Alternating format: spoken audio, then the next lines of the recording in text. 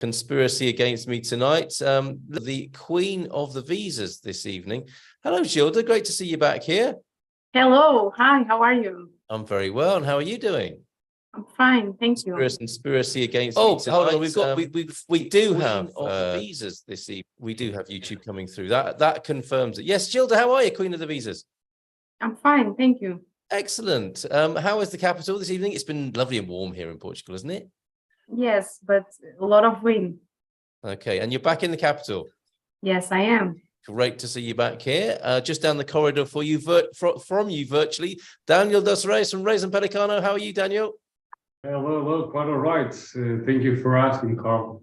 You look like you might still be in the office, unless your house looks like that, Daniel. I am. No. This is my office. This is the background from my my office. So yes, I'm still here. Oh, good on you. Thank you so much at 9 o'clock on a Thursday evening. So thank you so much for being here. Of course, you can ask anything about the visa processes coming into Portugal with the Queen of the Visas, Gilda Pereira of EI. And of course, any legal matters, Daniel dos Reis as well from Reis and Pelicano. Nuno from Winsurance, winsurance.pt. How are you this evening?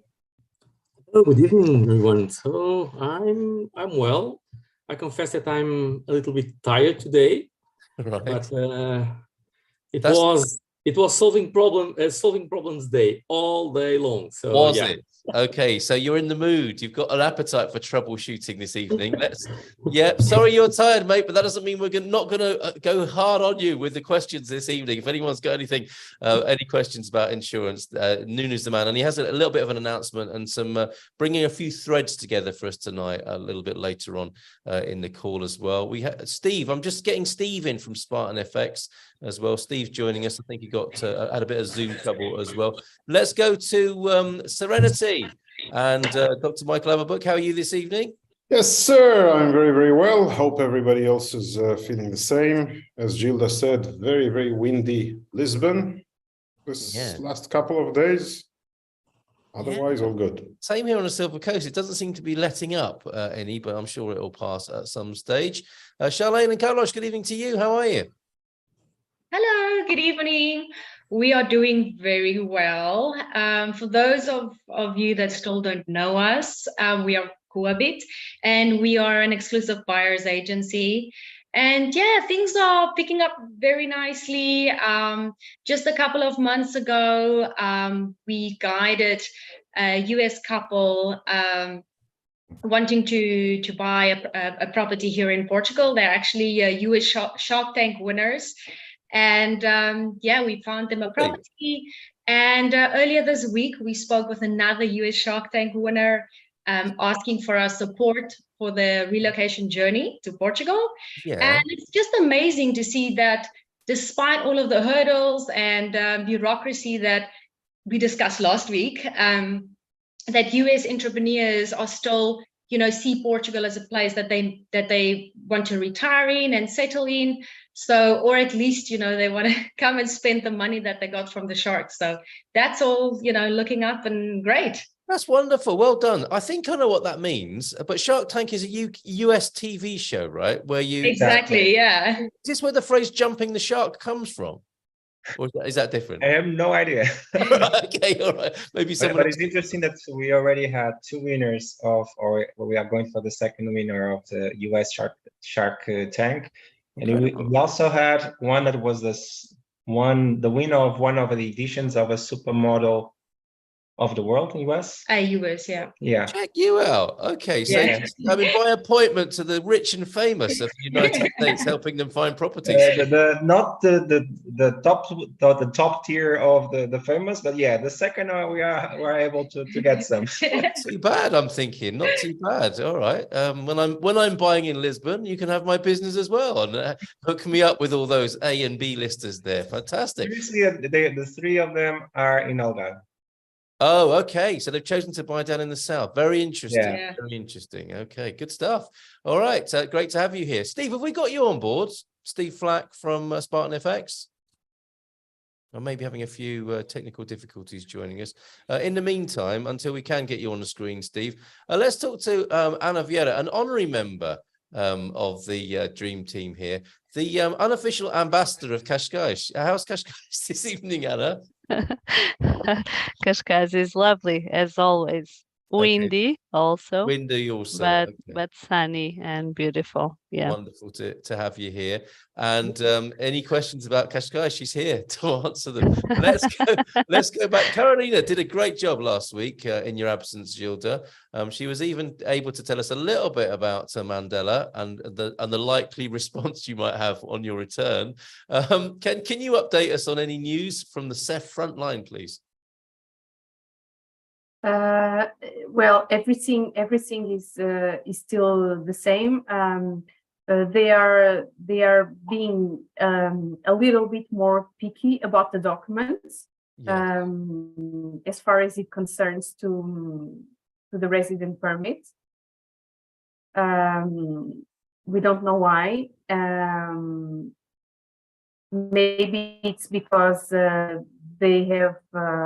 they are going to change, or they are still thinking that they are going to change the authorities. So they have been, we have noticed that since the beginning of this month, they have been more picky with the documentation. Oh, okay. And yes, and some of the process that usually they said everything is okay. Now they send through analysis because I don't know, maybe it's because they are afraid of something. They don't want to, because they are going to change, and they don't want to make decisions. So they just put the process aside for the superiors to decide. Oh, okay. All right. So some uncertainty. How are you responding to that with clients then, Gilda? Are you having to sort of double down and make sure people are extra safe with, safeguards on the paperwork? Yes, and also we have been arguing a lot with the law, because they are asking for things that are not stated on the law. And when the attendees don't accept that, we ask to talk with the superior. Very good. Okay, because there's some talk about how calm Carolina is, and you trained her, and I think there's a general sort of easygoing, nice vibe on the front level. But if necessary, all of the ladies, I think, at EI can get a little bit stronger and more forceful when it comes to representing the law and challenging decisions that might be made. Am I right? Yes, but Carolina, she's very tough, but she always looks very calm. Yes, but don't be fooled by that calm exterior. If necessary, if she needs to reiterate the law to the officials, she will do so, as will all the team at EI. Hello from Seattle, says YS. We have a video meeting with Carolina from EI this morning. Our VFS appointment is in May. Fingers crossed, all will go well. And yes, on the calmness of Carolina, she certainly is. But you still are the queen, says YS. Everyone at EI is great. We could not have been able to get where we are without you, all of you. Thank you from Yumiko and Christopher tonight. Thank you very much for that those wonderful words. YS in Zoom. Just to clarify very quickly then, with Jumping the Shark and the Shark Tank, my mistake, I do beg your pardon. Jumping the Shark comes from a US TV show, Happy Days.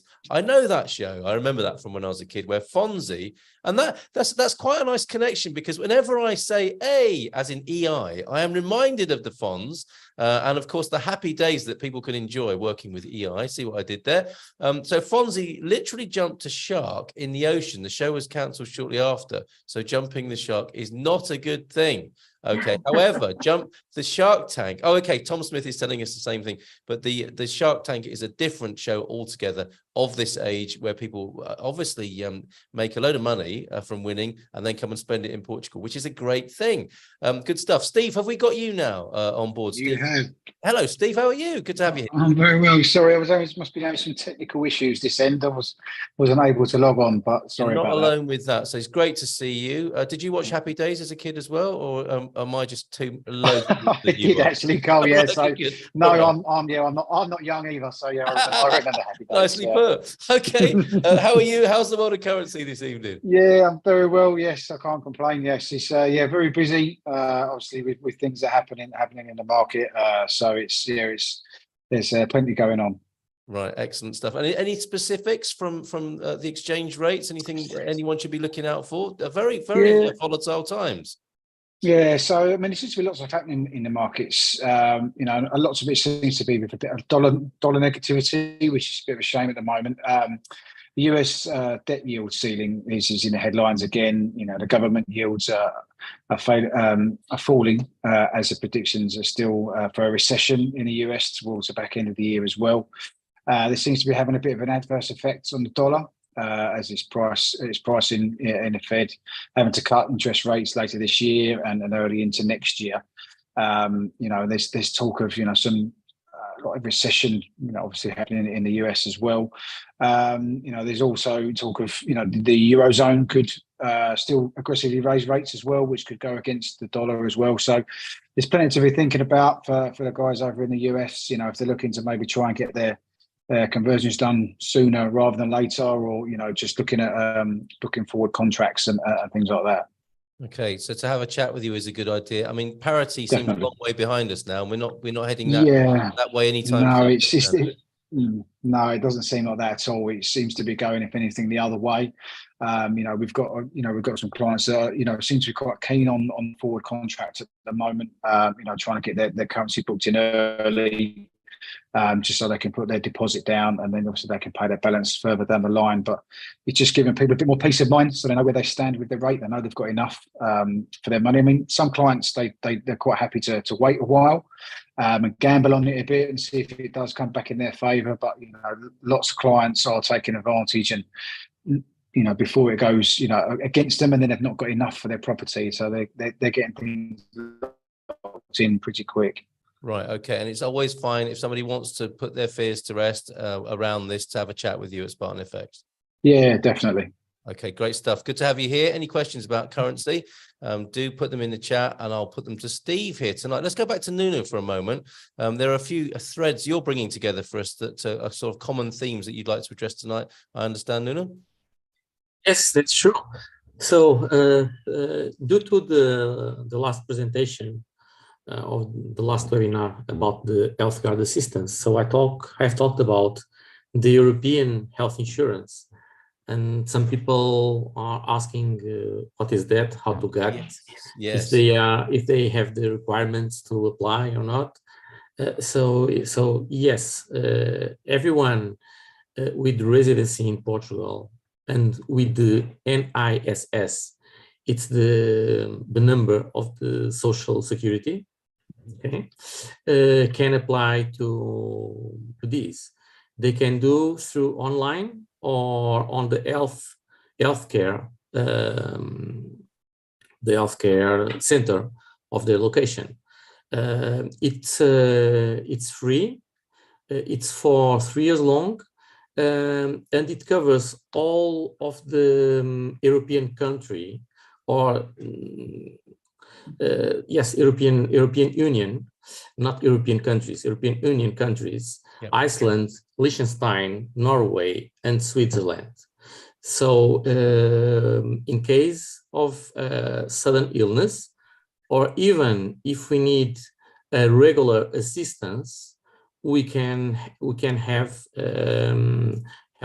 healthcare and health assistance in one of those countries when we are traveling. So that's good to know, isn't it? Another benefit, another great benefit. Yes, and it's not a big issue. So it's to everyone, even retired, even to retired. So if you have the NISS number, you can request the European health insurance. Okay, and what's that called? Maybe we need this in the chat as well, Nuno, but that will obviously have a Portuguese name that you're asking for when you're asking in the appropriate office for that. What is it known as in Portugal? No, if you type European Health Insurance Card, you will find this. Also known as the EHIC, right? The abbreviation. Yes. Yeah. Yes. In the beginning of this card in Portugal, we call this, or at least I always heard about, the blue card. Yes. Yeah. But nowadays, I don't know how people call this, but it's the European Health Insurance Card. Okay, so the e-hic and worth Yes. having and not too difficult to get hold of here in Portugal. No, and it function as if you are living in one of those countries. So imagine that if you attend to a hospital and you need to pay 20 euros, or they need to pay 20 euros, you will also pay 20 euros. So the rules are not the same as in Portugal. So when we access to this healthcare, the rules of the country will apply to us. So basically, it's fantastic. Okay? But is the public system? Okay.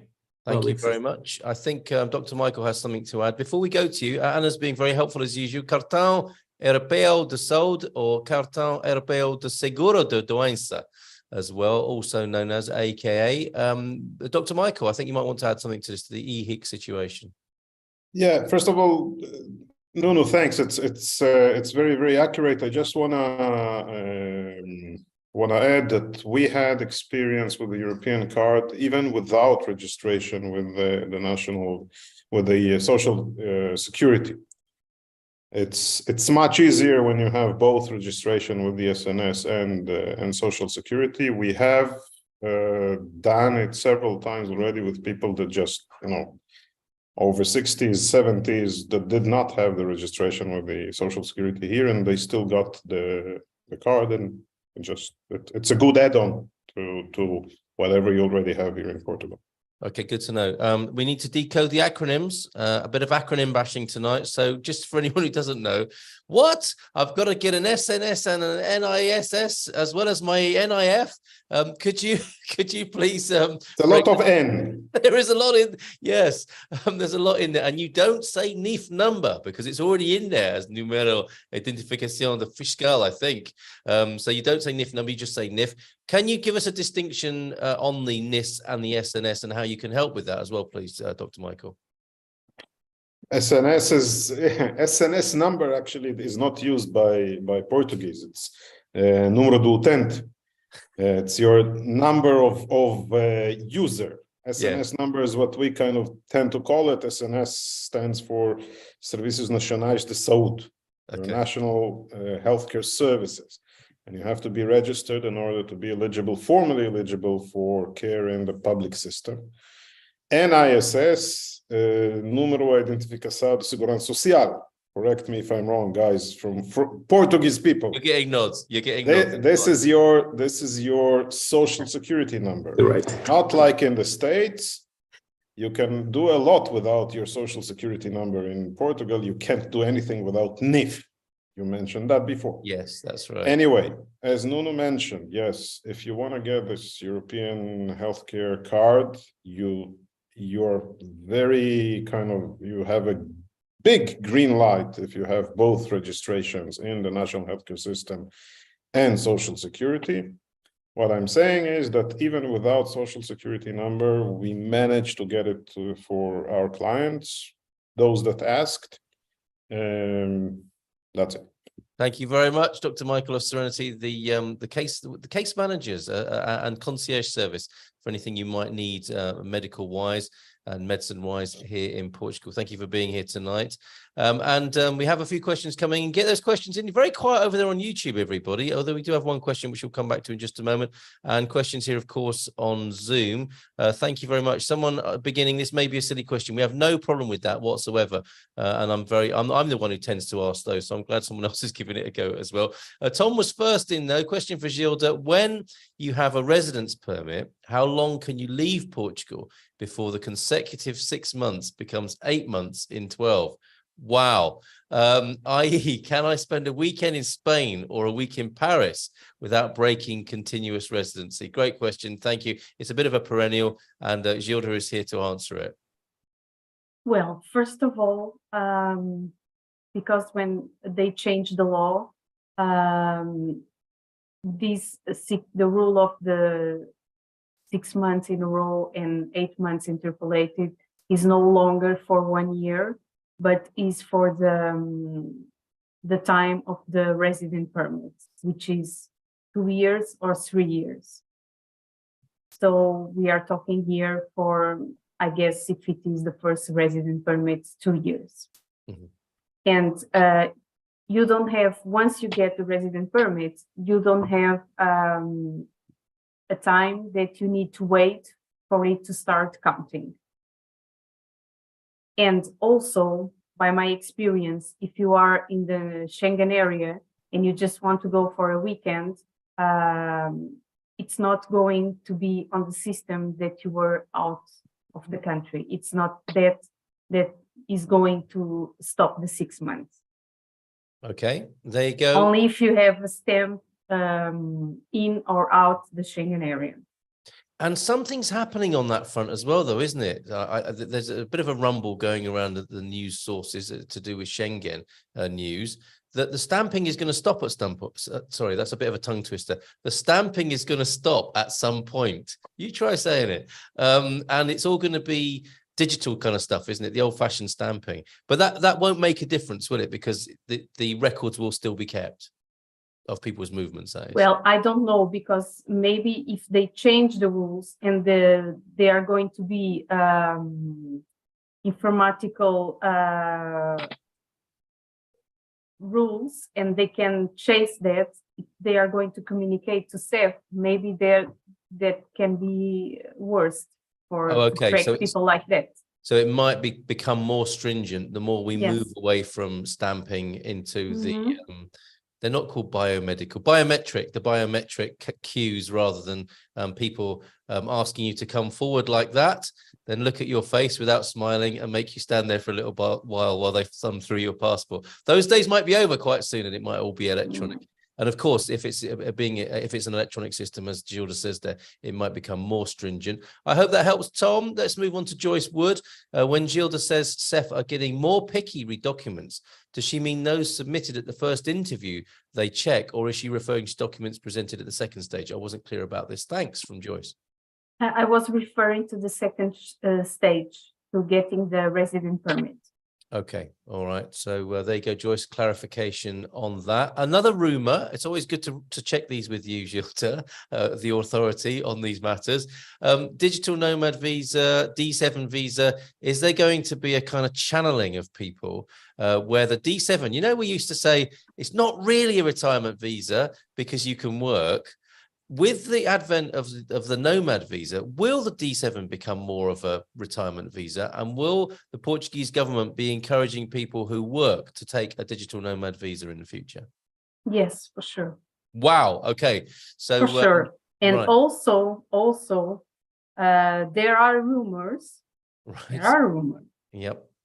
That the government is thinking about making the digital nomads paying Social Security in Portugal. Oh, right. So not only will people have to contend with a higher threshold of income, 4 times the minimum wage with the nomad visa, also Social Security payments.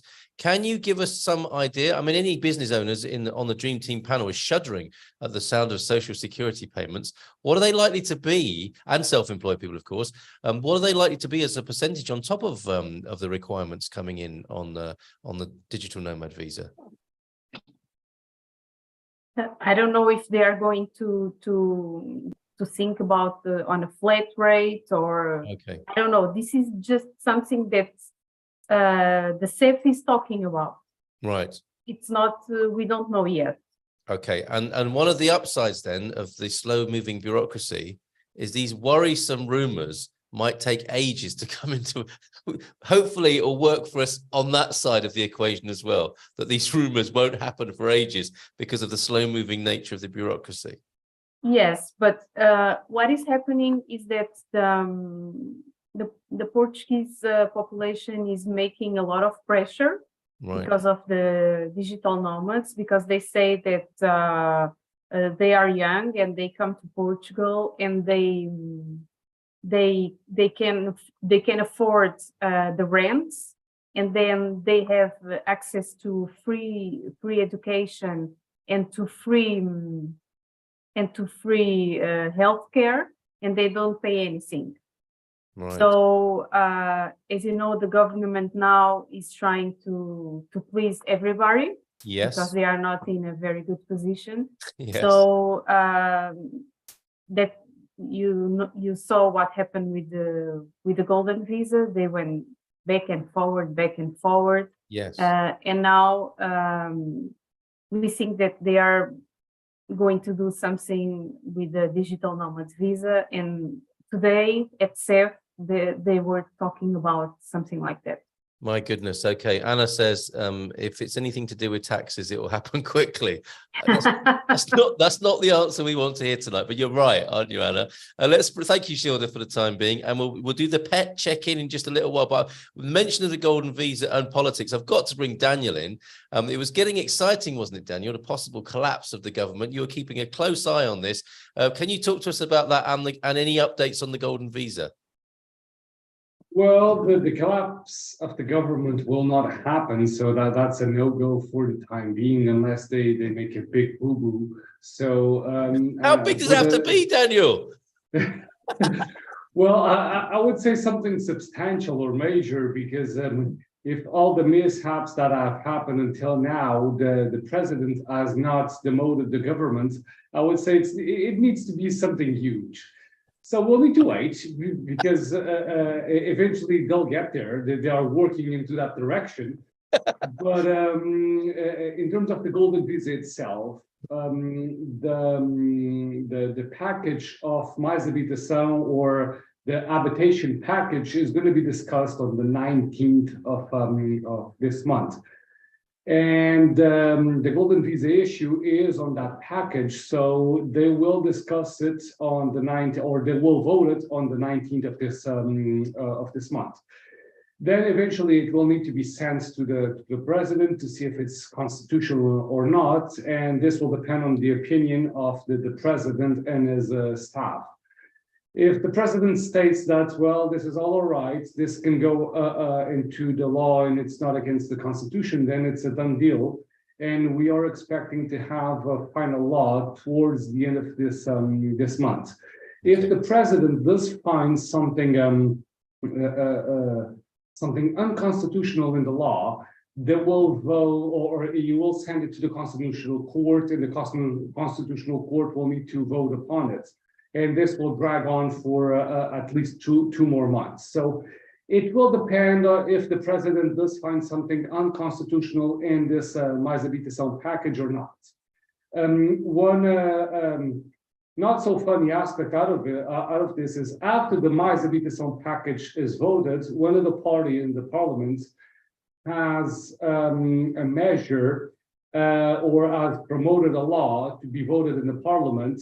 This an equal measure as Canada has put forward, with barring foreign investors or foreigners from buying homes in Portugal. This, of course, will be voted against, and the majority of the parliament is against it. But even going the same route as Canada, in some other countries have done it, and having foreigners not buying houses in the country, this is, to be honest, full against on my beliefs, and I would say the majority of the beliefs in the Portuguese people, because we do like to open our arms into foreigners into coming into our country. So I would say that I'm a bit sad that this is even something that is discussed in our parliament, although we do know that this is going to be voted against it. But to be honest, I'm not happy that this is even being discussed at the same route as Canada is taking on people not buying houses if there are foreigners in Portugal. So those are the latest news, and let's see next week what's the developments. Well, thank you for that, and I do understand your sadness. It's part of this poster politicking, I think, that you've talked about before. That there's actually what's going to happen, isn't there, in politics, and then there's the poster politics, which is all the posturing and gesturing of people suggesting ideas, and that's the sort of thing that can cause a lack of confidence or a drop in confidence in people wanting to invest in Portugal, sadly and unfortunately. So thank you for that insight there, Daniel. Much appreciate that. It is just after 30:30. Clearly, I don't think you have your dogs with you in the office there. Nope. It's Pet's Corner. And let's find out. We always have to kick off this brief part of the call with when we're talking about people's pets. Of course, with the king of the pets, we've got the queen who belongs to the queen of the visas. That would be Mandela. How is he? He's fine. I guess Really? that he missed me, but Right. this time only me went away, so he stayed with the kids. Oh, okay. So he's not Yeah. mad with you. You see, I was hesitant to ask you because whenever you go away, you often come back to him, and he plays up. He behaves badly just to teach you a lesson for leaving. Yes, but this time he was fine. Oh, I'm so He glad. was very happy when I arrived home. So Oh, yes. wonderful news. Okay, well, lots of love from all of us here to Mandela. Give him a nice little pat for us. Dr. Michael's looking like an actor from a James Bond movie this evening with a cat on his lap. Yeah, well, she the passed cat's here, still. I'm sorry, Oh, okay, the but- cat's come and gone. That's it, right? Okay. Yeah, All right. How's Whiskey? all good. He doesn't care about her at all, so. Oh, that's good to know. So you've got a cat and dog happily behaving, which is a nice political metaphor to extend the political discussion. Cat and dog living happily together. Why can't us human beings do the same thing? Before we move on from expats or expats at Portugal.com, does anyone else have a pet to declare this evening? I think we can move on, can't we? But good to hear about Mandela. Great stuff. Nuno, I believe I might have cut you short earlier on. Did you have anything else to share from the world of insurance apart from the EHIC situation? Oh, yes. So there are some confusion about healthcare networks and insurers, which is actually, they are different things, but it's very common in Portugal because we have mainly 5 healthcare networks, and only Allianz use the same name for the insurer and the healthcare network. All others use healthcare network provider, and the insurer is the one who design the insurance plans. So what are the covers, what are the limits, which are the deductibles or co-payments, and so on. So don't strange if you have an insurance policy from Occidental or Liberty, and the healthcare network is Medis, or if you have a Tranquilidad, Victoria, MGN insurer, and the healthcare network is Advanced Care. So it's normal. Remember that having the same healthcare network means nothing regarding having the same insurance plan. The insurance plan is designed by the insurer, and they use the healthcare networks to support the plan that they designed for. Wonderful. Thank you for that clarification. Anything else from the world of insurance tonight, Nuno? No, not much. Okay, good stuff. Thank you very much for that. You might want to comment on this using the NIF number out and about. It's not a silly question at all, Barak, and thank you for it. And thank you, Anna, for putting all the abbreviations, decoding those for us. There's only 3 you need to be concerned about: the NIST, the NIF, and the SNS. Maybe the NHR, but let's not get into that right now. This may be a silly question, says Barak. When my wife and I come to Portugal in September, we usually go to a grocery store just to look around and sometimes buy something like jelly or water or drinks. Since we have our NIF, should we give it when we check out? Will it benefit us at all or confuse them since we are not residents? I think we need to go back to Gilda for this, don't we? When is the right time to proudly say your NIF number, preferably in Portuguese? I know I was very proud when I did it for the first time, and I've kind of regretted it ever since, but it is something people want to do, isn't it? Yes. Are you able to say your NIF number in Portuguese? And just to the shock of Americans listening, I am going to say my NIF number out loud to all the world right now in a way that Americans say, no, don't do it. What is he doing that? He's giving away his whole history and stuff. The thing is with this, I think it's a bit like me giving my IBAN number. I can allow incoming payments. And maybe if people want to go and adjust my tax code for me on 2934 29345719, número de contribuinte people can go in and probably, thank you very much, Gilda, can go in and make a contribution and maybe help me win the car this year or this month in the prize draw. When is the right time to do that, please, Gilda? And why is everyone laughing about that? About why it's okay? It was amazing. Thank you, but you know there is a concern among American viewers sometimes. Yes, yes, we know. Shout out your numbers across the supermarket. What are you up to? Yeah, but it doesn't work like that here, so it's fine. So the right time is when you have your resident permit, and you get your resident permit at home, and then you change your tax residency from non-resident to resident in Portugal. Then you can say your tax number when you go to your groceries, when you go to the pharmacy, when you go to the doctor, all the expenses, when you go to the restaurant also, because when you submit your tax return, you can get some discounts if you have any tax to pay. There you go. So it's worth doing at a certain point, but maybe hold on that, Barak, when you're just visiting. As tempted as you might be to just lower your sunglasses and say "Sí, cierto," and just give your number. Hold fire on that for the time being until you're officially a fiscal resident, right, Gilda? That's the threshold. Perfect. Okay. Anything else to say on the matter of NIFs and so on? And it's true, you can win a car, can't you? If you do go in and tinker about in the Portal das Finanças, you can be entered for a draw each month where you stand a chance of winning not a shark, but a car. Yes. Yes. Okay. I don't know what are the prices now. You really don't seem very excited about it either, I've got to say, as nobody else seems to be here in Portugal with that. Okay. All right. 2 questions. Mehmet, thank you for being here this evening. And we'll get over to YouTube in just a moment. 2 questions related to each other. Does one have to secure a 1-year contract for the CEF appointment? And if so, what happens if one cannot satisfy that requirement by the appointment date? So yes, what happens with that? Thank you, Mehmet, for that question. Yes. You do need to have a 1-year rental contract. Yep. Because you need to show to the Portuguese authorities that you have a fixed address. And that is a mandatory requirement to get the resident permit. So there is not what is going to happen if you don't have, because if you don't have your resident permit is not going to be approved.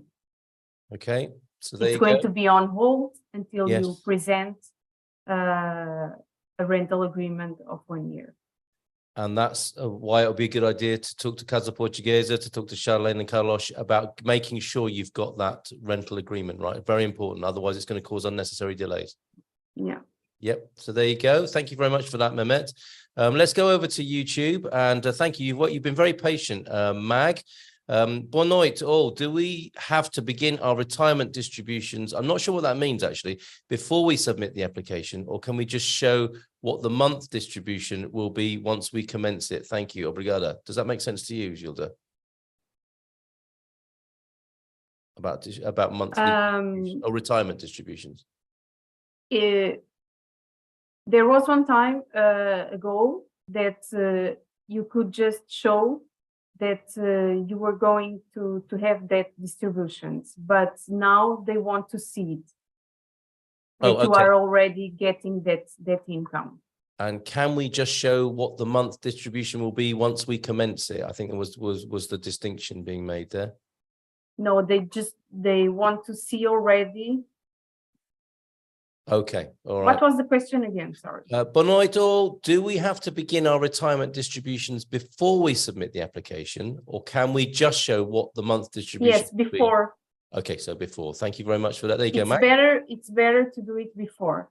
Okay, great stuff. And Dino is here, Dino Moreira, with a question. We'll come back to you, Nuno, in just a moment, but we've already answered this really. But hi, Gilda, is a rental agreement required for the D8, the digital nomad visa? Well, by law, it isn't. Yeah.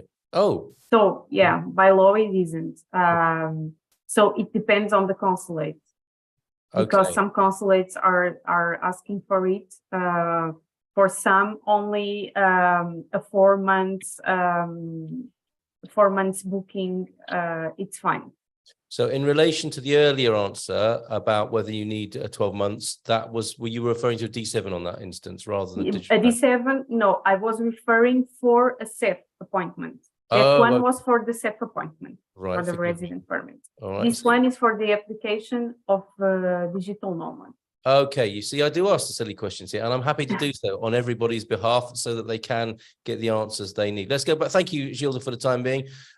Back to Nuno for Dino's question. Could you please provide more details of the landlord insurance, please, Nuno? And we need you to unmute. He's tired. He did say he was tired, to be fair. That's the first casualty on a Zoom call when you're tired, is not unmuting yourself. No, it's not true, not true. So yes, the landlord, as you call landlord insurance, actually is a guarantee insurance that guarantees to the landlord that the tenant will pay the rents, or instead the insurer pay the rents in case of default of the tenant, any kind of default, okay, as well as the insurer will sue the tenant. So basically, it's about this. Okay. Indemnity about the rents for 1 year period, and sue the tenant. And it is especially useful in a world where somebody new to the country doesn't have a credit history or a guarantee records to pull upon. Okay. Correct. And correct. is there an aspect of it as well that is contents related as well? Yes, because many people call rental insurance to the content only. So when we are not owners of the house, we don't insure the building. I know that in France this is mandatory. The tenant is the one who need to pay the insurance for the insurance for the building, but not usually not in Portugal. Usually, because this is a contractual option. Yeah, Daniel could talk about this. This is a contractual option, but usually the tenant only needs to take care about their goods. So insure the goods. It's the content insurance. Okay. Which is not only about content, also is about liability, tenant liability, and particular or family or private liability. Okay. Okay, Daniel. Thank you, Nuno. Did you want to add something to that, Daniel? Well, that's about right. The tenant only needs to insure his own property inside the house. So he doesn't need to have any other type of insurances. This is all the responsibility of the property owner. And he is the one that needs to have fire insurance and other type of civil liability insurances. So Michael was on the spot, basically. Okay, thank you very much for that, Daniel. Great stuff. And you make a good point there, Daniel, as well. I mean, many things are in favor of the tenant, aren't they? I know in the UK where I'm from, whoever lives in the house pays the council tax. But here in Portugal, of course, the homeowner pays the council tax, freeing the tenant of that obligation.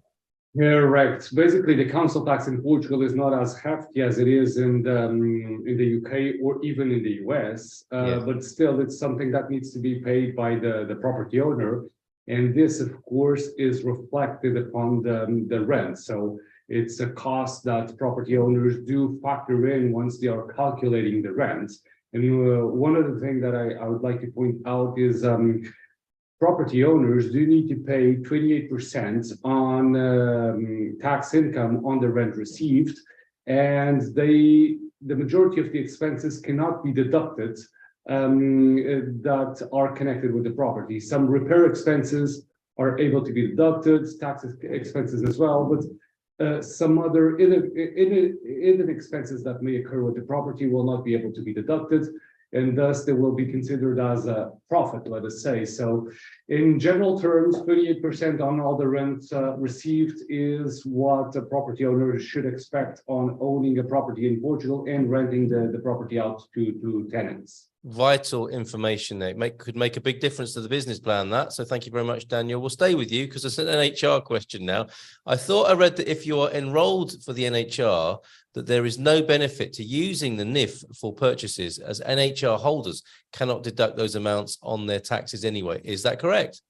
Well, I don't think that's correct, to be honest, because if you are a tax resident, you have the same benefits of any other tax resident in Portugal, and it's a bit indifferent if you are an NHR or not. So, and you do have some classifications, let's call it that you're able to deduct if you ask for invoices. And even just asking for normal invoices, you have a tax rebate of 250 euros per year. Just in general terms. Then you have meals that you can have some tax rebates on the VAT. You have hairdressers, veterinarians, of course. Veterinarians. That was the word that I was searching for, and some other key type of service providers in Portugal that indeed they're able to be deducted. So I would say in general terms, if you are a tax resident in Portugal, it's convenient to request the NIF once you're doing a purchase, notwithstanding if you are an NHR or not, because you will still have a tax rebate at the end of the year. Some NHR applicants may not need to pay taxes in Portugal, and this is a may, but if they do need to pay any taxation in Portugal, it's convenient to ask for the NIF because they may have some tax rebates, and this is convenient. That's thank you, Daniel. That's wonderful. And we'll go to Gail's comment or question here as well on this note. What if one has to pay the minimum 10% tax? Sorry, I was reading it and another question came in and has moved everything. What if one has to, no more questions for just one moment, please. What if one has to pay the minimum 10% tax to Portugal, such as on US Social Security? And of course, there is the 10% on those pensions, although one might not have to owe anything on that same Social Security when they file US taxes. Then it seems one could claim the deduction on VAT or not. And they are on the NHR too. I think you answered that just now, didn't you? It is worth doing. It is worth making those. Let's say that you in Portugal need to pay 100 euros in taxes. After the tax calculation is done, you need to pay 100 euros in taxes. But you have the tax rebate of 250 euros because you requested the invoices in Portugal with your Portuguese tax number. Then you'll have a tax rebate of 100 euros. Although the tax deduction would be eventually or potentially 250 euros, as the taxation that you only need to pay is 100 euros, you will not receive the surplus, let's call it that. So if you're paying more than 0 euros in Portugal as taxation, it's convenient to ask for the Portuguese tax number whenever you are requesting a service.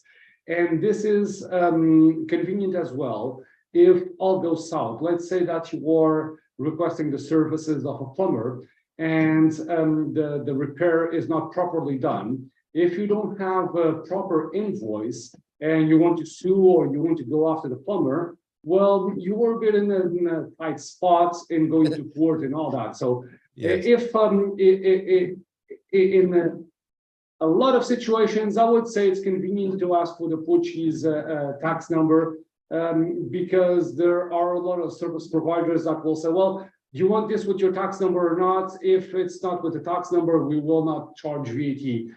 Well, don't go cheap on this. Ask for the Portuguese tax number, ask for the full invoice, because if things go south, it's convenient to have the invoice, and then you can file a lawsuit if things are not properly done. That's thank you, Daniel, for that.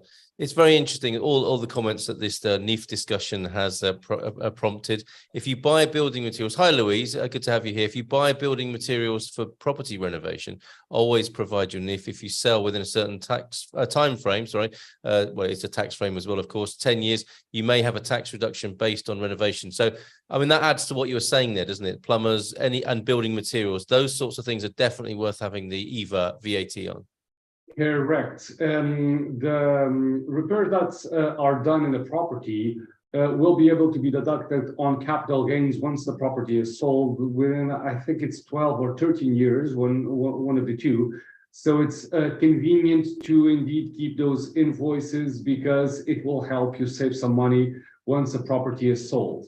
But capital gains are only paid if you sell a property and it's your main property and you don't reinvest in some of the property for your main habitation in Portugal. So one convenient aspect out of the Portuguese law is that if you buy a property to be your main house in Portugal and you're living there for 1 year and then you sell the house and you reinvest that amount in a deadline of 24 months, you will not need to pay any capital gains because you're just reinvesting in the purchase of a new property. So this is a way of legally not paying any capital gains. But if you do sell a property and you move out of Portugal, so this you're not reinvesting those capital gains, having all the invoices connected with any repairs or even realtors that assisted you in selling the property, or even lawyers as myself that assisted you selling the property, will all be able to be deducted in those capital gains. So it's something handy to have in hand once a sale is done on the property. That is why you should be here at on a Thursday at 9 o'clock. So much information tonight from the Dream Team. Fantastic stuff. We'll do a few more quickies in the last 6 minutes to go. And the question of the evening panel, as you do a quick roundup from each of you, and we'll come to everybody. I had a really nice bottle of red capuchos, which is a red wine made here near Alcobaça. From the vineyards of the Silver Coast here, or the interior away from the Silver Coast. It's a really good bottle of red. I was hoping to show it to you, but Mrs. M has run off with it. I'm going to be asking all the panel tonight for their Portuguese wine recommendation, please. Or if you're not drinkers, then a different kind of drink that may come from Portugal. Steve Flack, you might want to take notes for when you come and visit us, and you may or may not have a recommendation. But that will be my last question to everybody: a quick recommendation of a nice Portuguese wine, which we haven't done so far. Bless you, Vicky Mohammed. I learned my NIF number in Portuguese before we arrived, and I felt proud that the Portuguese understood me. It is a really marvelous moment. I think Ubi Omenum is with us tonight, and he was very proud, or will be very proud, to pass on the NIF number as well. Or you just say NIF. You don't have to say NIF number. Forgive me. Okay, let's go back to the Zoom chat and a question from Mehmet. I have a follow-up question. He says, regarding the rental contract. For I'm sorry, you have one before that. Oh, go on. If you can see it, Gilda, do refer to it.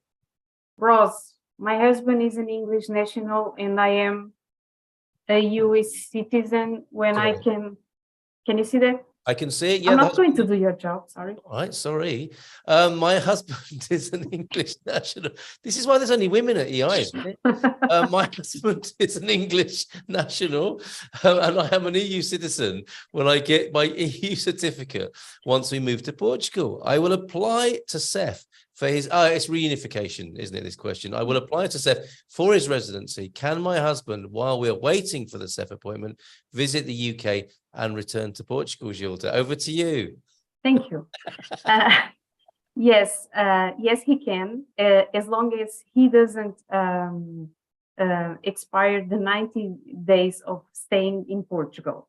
If in case that happens, I advise you to look for a lawyer, to write a letter along with the appointment, with the CEF appointment, that can allow him to go out and then to come in the country based on that appointment. But only in case that it's overdue the 90 days of staying in Portugal. Thanks, Gilda. And Ros, you're absolutely right. Not reunification, Article 15. They're coming with visa rather than the reunification. Thank you for that clarification. Ros, I hope that helps. So let's go to Mehmet.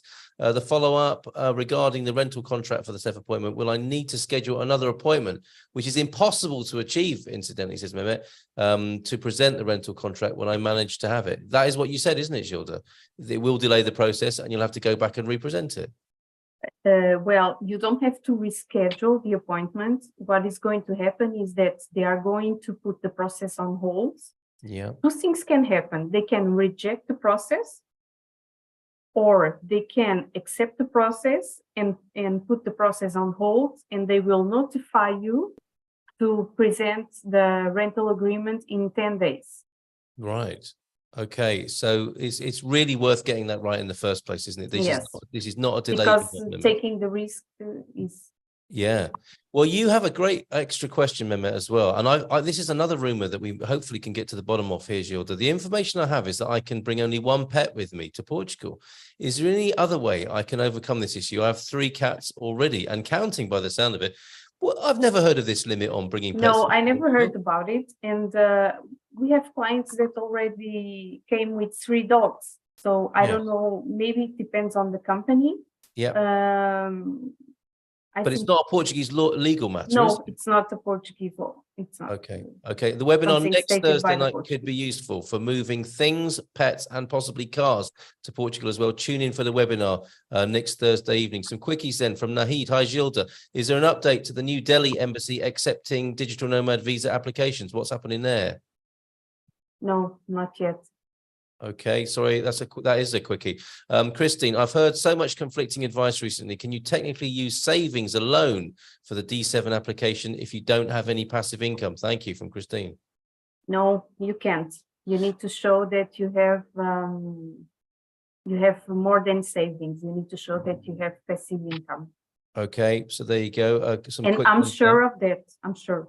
All right, thank you very much. Luis, good point here. For your information, we recently traveled via Santander. Spanish immigration control ignored our British passports and only scanned our Portuguese residency cards. It could vary, but that's some nice information. Thank you very much for that, Luis. Thank you, Ubi, as well, who is going to be writing poetry about the digital nomad visa in the style of Camões, and also says that the Shakespeare sounds better in the original Portuguese. What red wine have you been drinking tonight, Ubi? I wonder. That's my final question to everybody. I'm sorry if I didn't get to everything, but it's nice to wrap up and have final words from everybody on the Dream Team panel. Let's start with the order that's in front of me on the screen tonight. Dr. Michael at Serenity, glass of red wine is quite good for you, isn't it? And what would you recommend? I would recommend a glass of red wine, although I'm not a big drinker. Sorry, I go with beer. So no recommendation from you. Sagres or Superboc then? Sagres. Sagres, of course, the intellectual choice. Oh dear, that set the cat among the pigeons. Thank you very much, Dr. Michael. Serenity, you can find it in the Expats Portugal Business Directory. Nuno, you're next. What's your recommendation for a decent Portuguese wine or other drink? Yeah, so not red wine, but much better than the typical martini. I don't remember the name, but you try, because I know that you have. Oh, the Moscatel that comes from Setúbal. Yeah, no, but it's not the Moscatel. Is a sweet wine from the Companhia das Lesírias. Companhia das Lesírias is the biggest agricultural farm in Portugal. It has hundreds of hectares, and Portugal is a small country. Pavaios? No. No. A dessert wine that you're recommending, one of the many beautiful dessert wines that Portugal has to offer, I think there. Yes, I don't remember the name, so I will check for the name, and next week you're the best. You're the best, and very nice as the basis of a spritzer with a bit of soda and some ice cubes in this hot weather that we're experiencing, by the way, here in Portugal, despite the wind. Thank you, Nuno. Great job tonight. Appreciate it. Anna, you seem to have a suggestion there. What have you got coming from Cascais this evening? I don't drink wine, so I'm not the best person. Well, thank you very much. Okay. But I can recommend one. Oh, go on. Which the name is Casa de Santar. Yeah. And it's a 2-in-1. It's a good wine, and for those who like to visit places, it's a good place to visit. It's near Viseu. They have this amazing farm, winery, and it's a lovely building, and you can buy the wine there. And it's a good suggestion. I'm watching this on replay. I'm not an expert, but several people talk about it. Yeah, that's a very good recommendation, especially 2-in-1 there with a visit as well as the wine. Daniel from Resin Pelicano, what's your recommendation, sir? Well, I would say that if you do select anything from the Douro or down region, you will be on the sweet spot. It's hard to have a bad wine from those two regions. But if you do need a specific recommendation on wine, Quinta do Crasto Reserva, it's a really good wine, and this is from the Douro Valley region. So that's my bet. Crasto, it's a beautiful label as well. That's a beauty. It's a classic. Very nice recommendation there, Daniel. Mr. and Mrs. Ferreira, what's your recommendation? Would it be a Lisbon DOC? Not really. If you like white wine, I really recommend the Muralhas wine, the white wine. It's from the area of Monção in the north of Portugal. It goes really well in the summer. Then if you prefer red wine, I like the one that is called Pinhal da Torre. It has a type of grape that is typical from Portugal, the Touriga Nacional. Yes. It's originally from Dão, that type of grape, but it's from Tejo. Wonderful. The farm is in Tejo. Thank you so much. What a lovely, learned panel. They're saying they're not experts, but clearly they know a thing or two about the wines. Thank you very much for being here tonight. How to drink it. And how to experts in drinking it. From time to time. Brilliant. Steve Flack, what do you make of this?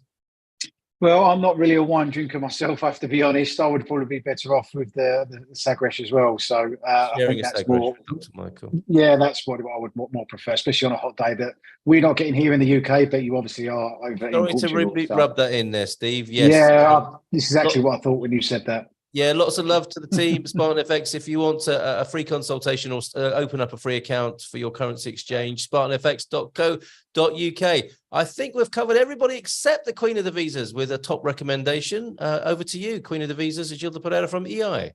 I must say something. You have a dream team.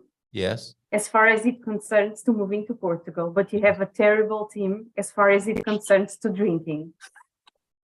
Well, you have strong views. I remember when I told you I was giving up drinking for a year, you looked at me and you said, I think you honestly said to me, you were shocked. And you said, I don't think that's very good for you, Carl. Didn't you? What's your recommendation after saying that about the dream team tonight, leaving on a controversial note, Gilda? We have wonderful wines, wonderful. Almost every wines that we have are very, very good, from whites to reds, from Douro to Alentejo, everything is very good. Yes. So that's your recommendation. Just drink wine. Don't drink beer. Be very happy. We have cheap wine with a very good quality. And one of my favorite wines, it can be like a day-to-day wine. It's price and quality. It's very good. It's Papa Figos. Oh yes, beautiful. Another beautiful name, Papa Figos. Look, watch out for that. So that's an easy one to find. Yeah, but then if you want to go a little bit more expensive for a very good a fancy dinner with someone special, you have Bacalhoa. Yes. Quinta da Bacalhoa, Herdade da Malhadinha. All right, we get the pictures, Gilda. We get the pictures. Yeah. And if you want some things about wine, you let me know.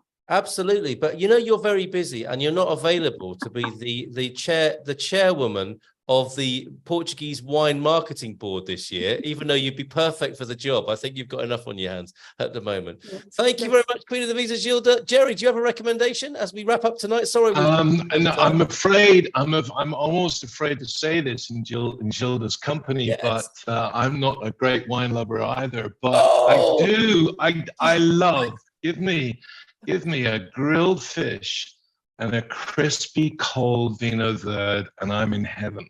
Fair enough. That's so how's that, Gilda? Does that work? That's just, that's my perfect meal. So there we are. Great. Over to you, Jerry. Yeah, thank you all very much, team. I see that all the team are putting their contact details in the chat, but please also, you'll find their contact details on the business directory page of our website. So you don't have to remember everything from here. You can go on the website and contact them there. Thank you very much, team. Thank you, Carl. Thank you.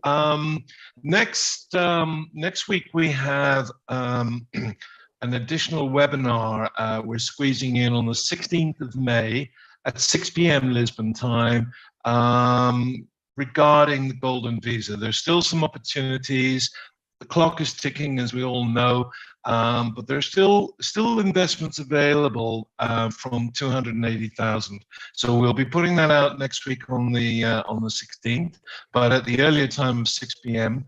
Lisbon time, and then following that on Thursday, at 7:30 p.m., we'll have our removals experts on. We'll be talking about moving your stuff, moving your pets, moving your cars, although I don't recommend that, but we'll be talking about it anyway. And so we'll have some experts on that. And of course, our dream team will reassemble here at 9 p.m. next Thursday. Wonderful job. Thank you so much, everybody. Thank you, Jerry. Let's leave it there for this evening. And thanks everybody for tuning in with all your wonderful questions. Yes, thank you. Thank you. See you in Portugal. Ciao, ciao.